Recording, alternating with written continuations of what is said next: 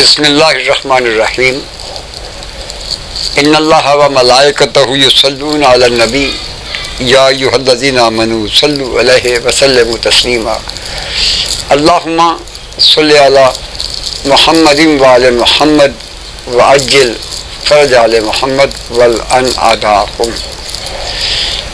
شہنشاہ انبیاء حضرت محمد مصطفیٰ صلی اللہ علیہ وآلہ وسلم کریم آقا کا فرمان ذی شان ہے کہ انا مدینۃ العلم و علی بابھا، میں علم کا شہر ہوں اور علی اس کا دروازہ ہے۔ باب العلم پہ حاضری کی توفیق حاصل ہے۔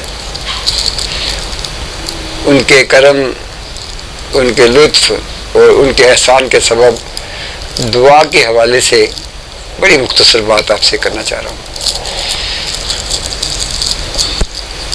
مولا علی فرماتے ہیں کہ جو زبان جھوٹ نہیں بولتی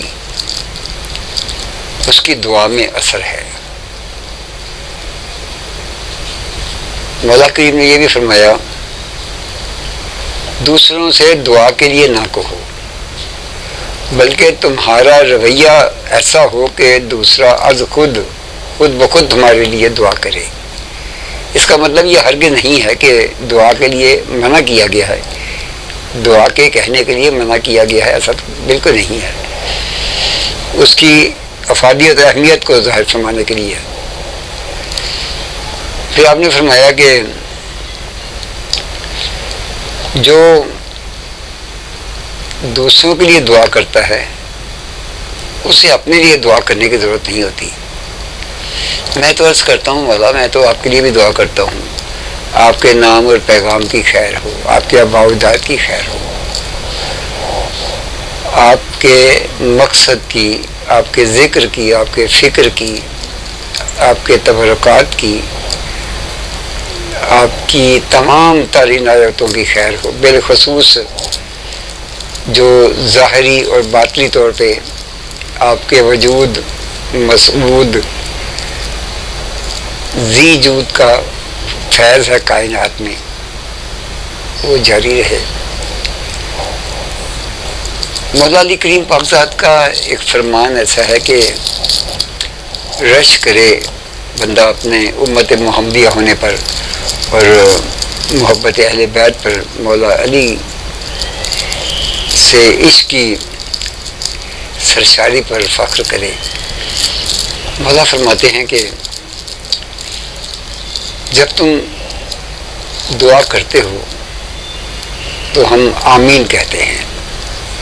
یہ بھی فرمایا کہ ہم تمہارے لیے دعا کر رہے ہوتے ہیں۔ یقیناً کلام الامام امام الکلام ایسا تو ہو ہی نہیں سکتا، کریم آقا کا اور مولا کا کوئی قول خاکم بدہن، مگر ہو سکتا ہے وہ دیکھتے ہوں ہمارے خلوص کو، ہماری نیتوں کو، کہ ہم مخلوق خدا کے ساتھ کتنے مخلص ہیں، ہم خدا کے ساتھ کتنے مخلص ہیں۔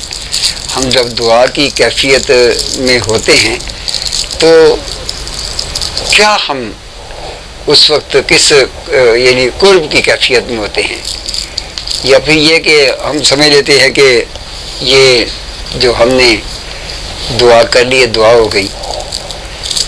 میرا تو خیال یہ ہے کہ اس میں تو شک بھی نہیں ہے، بلکہ کہا سنا بھی گیا، ہم نے بھی اسے پڑھا سنا کہ درود پاک پڑھنے سے، یعنی دعا سے پہلے درود پاک پڑھنے سے دعا کی قبولیت مسند ہو جاتی ہے۔ یہ درود پاک کی اہمیت تو میں پہلے بھی عرض کر چکا ہوں کہ اس پہ جتنی باتیں ہو چکی، جتنی ہو جائیں کم ہیں، لیکن میں سمجھتا ہوں کہ ایک ایک لقمہ، ایک ایک سانس متقاضی ہے شکر کا، اور ہم ایک لقمہ بھی لیں اور ایک گھونٹ پانی بھی لیں تو بھی ہم بسم اللہ پڑھے اور درود پاک پڑھے۔ وہ میرا ایک شعر ہے کہ وہ ایک لقمہ صریحاً حلال تھا، لیکن چلیں اسی پہ آپ سے اجازت لیتے ہیں۔ واج اسلامک ٹی وی کی طرف سے یہ پیغام محبت ہے اور سلسلہ خیر کا جاری رہے. اللہ ہمیں ہماری توفیقات خیر میں اضافہ فرمائے. یعنی میں سمجھتا ہوں کہ 4 چیزیں بنیادی طور پہ ہیں جو ذمہ داریوں کے حوالے سے. ایک تو یہ کہ اللہ کی اطاعت ہے. دوسرے اہل بیت کی مودت ہے. یہ جو قرآن پاک کا جو ہے کل لا اسلکم علیہ اجرا الا المودۃ فی القربى، اور یہ شیعہ سنی تفسیر نگاروں نے اللہ سب کچھ جزائے خیر دے، اور انہوں نے قرابت داروں قربہ کا مطلب قرابت داروں کو لیا. اصل میں یہ عربی کا ہے، واحد کا ہے، مؤنث کا ہے. یہ خاتون جنت سیدۃ النساء العالمین کے لیے ہے. اللہ کی اطاعت، اہل بیت سے مودت، اور تیسرا ستون میرے نزدیک ہے ہماری عافیت کا، وہ ہے دعا، وہ محبت ہے.